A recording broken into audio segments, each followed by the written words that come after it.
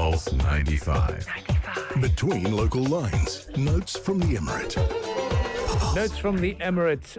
Tomorrow, or 28th and 29th of September, we've got 17 Emirati universities coming together, and they will be showcasing why it's important to choose the right major and things that you need to consider as well. To talk to us about this, we are very kindly joined by the director of Sharjah Public Libraries that is organizing this exhibition, Ms. Eman Bushalaibi. Very, very good morning to you. Good morning to everyone who's listening in to this morning. Awesome. Well, we're really excited for this discussion, and let's start off by talking about what is this majors discipline exhibition? Why have you organized it? What does it aim at? What outcome are we hoping for? Yes, so this exhibition is here this year for its fourth edition. It started in 2018, and it started because we found a gap between students and between the universities. And also because libraries play a major role in society, in the community that they are in. And we wanted to play a role in directing this kind of relationship between the student and their future. So what we did is that we started this exhibition, and we reached out to the universities, and we said, let's have the library to be the meeting point between you and whoever wants to complete their studies. So this year it's a bit different because we tried to aim towards different things, because since 2018 a lot of things changed. For an example, we have the MSAT, which is the test that you have to go through so you can actually be accepted in the university, and it's a challenge for everyone. It's one of the things that we have aimed for this time. So we wanted to raise awareness with the students. What are the majors that we want them to focus on, especially what the UAE needs, what the world needs at the moment, and what are the skills that they require for these majors. And also we wanted to shed a light on the role that the coaches at the schools play, because we have coaches who coach students towards to take decisions for their future. And also we wanted to tell the people from outside the UAE that we have these universities and this is the way that you can study here at the UAE. So we had different objectives for this edition, and we tried to target as wide audience as we can. So we wanted to focus on grade 12, but also we extended an invitation for grade 11, because pre-planning is important, and some people need the time, some students need the time to decide.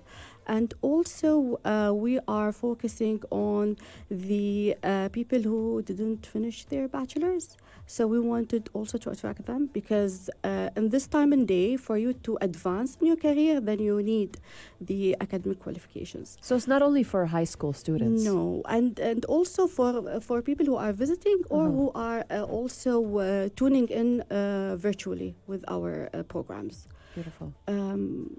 It's a place where you can answer the questions that a student can have about how to pick the major, what are the things that I have to consider, how long do I have to take this decision, and without having any kind of influence from peers, from parents, from anyone who could influence your decision. Well, and from your point of view, what are the common mistakes that students make when they're actually making their future plans when it comes to their studies?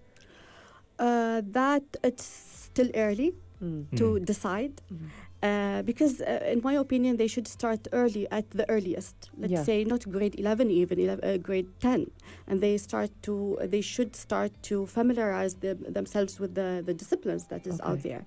But I think they think it is too early, or they are affected by what their peers want to do.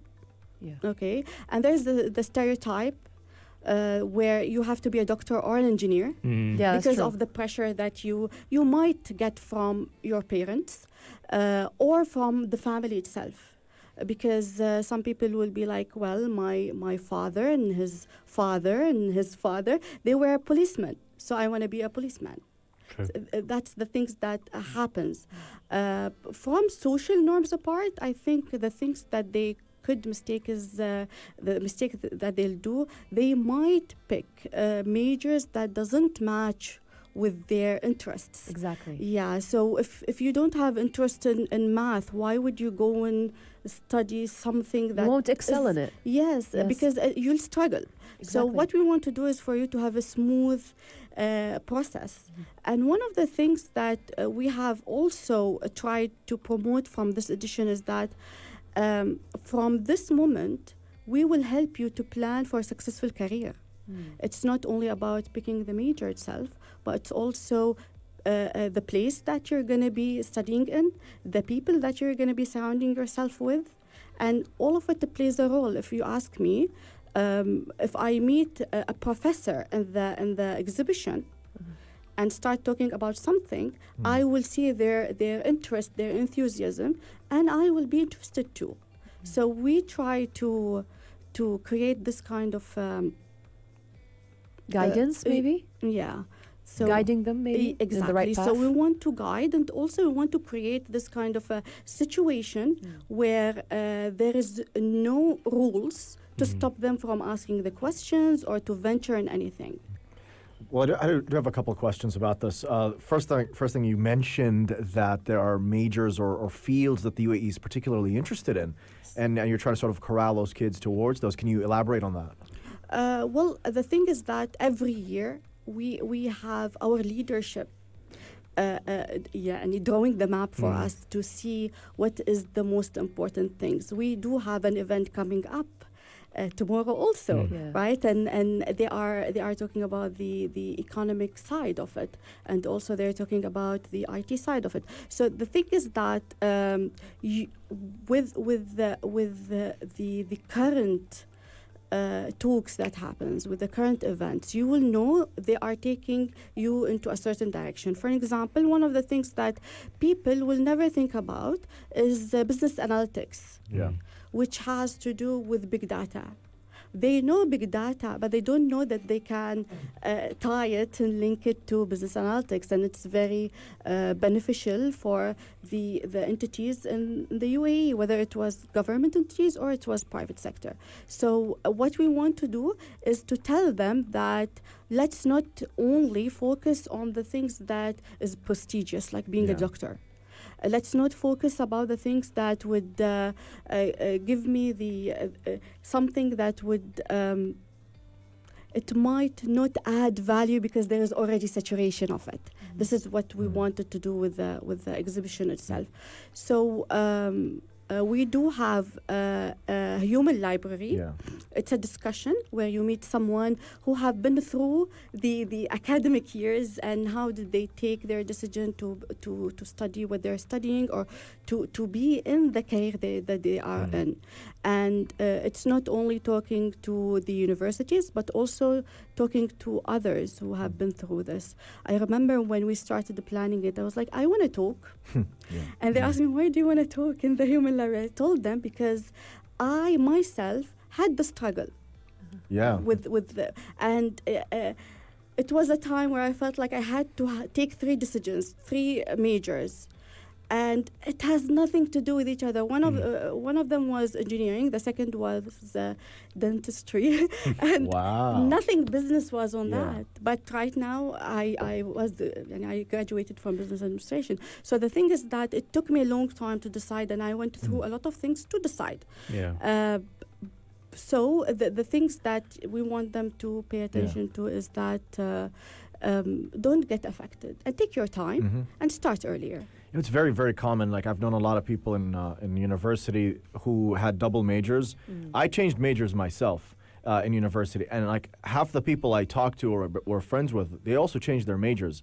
And I think it happens because there's so many factors. You've noted a lot of those, but also our interests change, demands of the market change as well. And sometimes you think you know what you want, and then you take that intro like biology class in university on your freshman year, and you're like, I don't want to do this anymore.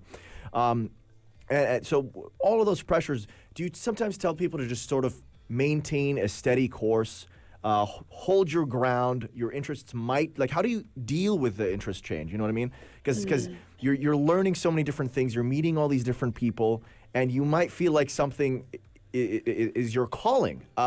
Do you change up again, or do you stay put? What do you do? Well, I think if you find a different interest, then entertain it.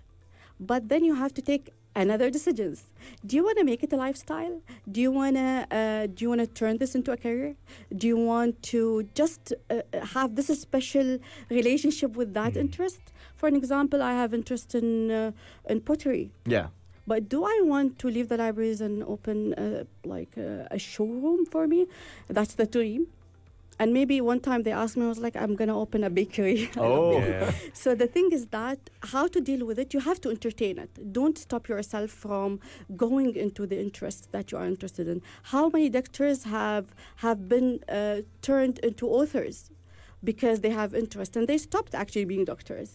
Some of them became TV presenters, as you may know. So the thing is that entertain it.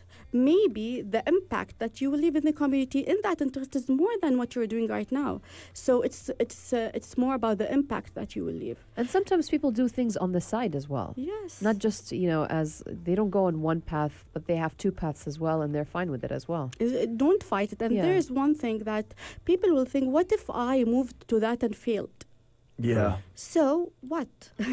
So what if you fail in that? So it's a good time to fail that early in life. Exactly. Okay. Well, I've got to ask you this as well. I mean, thinking back to how you decided on your majors, this is such an anxious time. The big change from moving on from school to a university, and then after getting that degree and job hunting. So I want you to share your personal experience of overcoming those anxiety that you might have faced early, and then pass on to this young generation, because this young generation is the TikTok version, saying, all right, nothing like that, flick it away, not so either not too committed to certain things, because for them the job retention and commitment is a big issue, isn't it? But this anxiety, how do we help that? How do you overcome my that? times were a little bit different. We're talking about 2005. So the thing is that at that time I was so indecisive. I had a lot of majors, so I went from electrical engineering to computer engineering, and then architectural engineering. I did 2 years in architectural engineering actually. And then I was like, but this, because I turned the passion of drawing into an academic experience. So it's not like I lost the interest. It became more like a job, a chore. And I was like, no, I don't want to draw for work. I want to draw for my own entertainment as a hobby. And at that time, I had to take this decision, and it wasn't very welcomed by the family, because why are you moving from engineering and going to business? But then moving to business, it was the best time of my life, because I had advisors. I remember the academic advisor at that time. He was very encouraging, and he asked me what was my struggle, and I told him, whatever you talk about sounds like Chinese to me. I don't know what you're saying, because you can talk about facades and all that to do with architecture, but I would not understand what do you mean with fiscal policy. So, and then he told me, listen, you'll take the steps that you need to take, and you will learn. And after that, he was one of the people who pushed me actually to participate in different things. So at that time, I feel like I didn't have the chance to not feel the anxiety, because I was very anxious. Everyone was very sure. I wasn't very sure about what I want to do. And that's one of the problems. But I had support from the family, and they were like, see what is more important for you, what do you want to do, and what is the best. And I had the talk, what will make you have accessibility to a job. Exactly. Like, would it give you a job or not? So that was the talk. But I think my experience with the university at that time, it was a great one. I don't think I struggled as much as I was unsure about my decisions, because there wasn't something like this. I remember we used to have visitors from university to come to our school, but I couldn't ask the questions that I wanted to ask. I remember one time I was interested in radiology. Nice. Okay, so I want to be like, I want to work in a hospital. Right.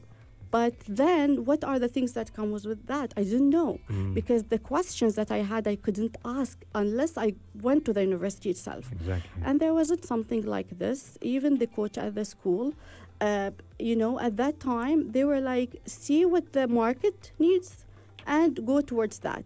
But if I go to accounting and my friend goes to accounting and everyone does accounting, that's situation. Exactly, yeah. So we need to why there's nothing to do with agriculture, for example. Yeah. It's important. Yeah.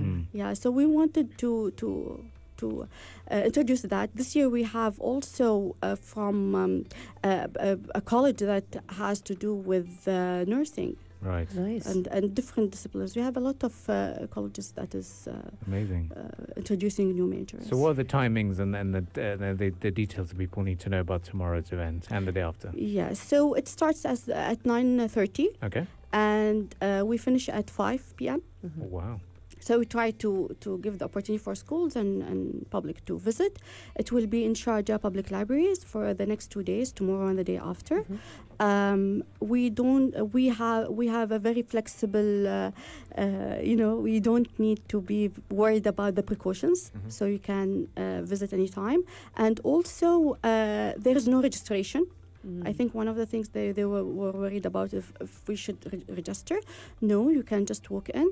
And also, I wanted to highlight that the first day the workshops will be in Arabic, and the second day the workshops will be in English. Oh, that's very important to highlight.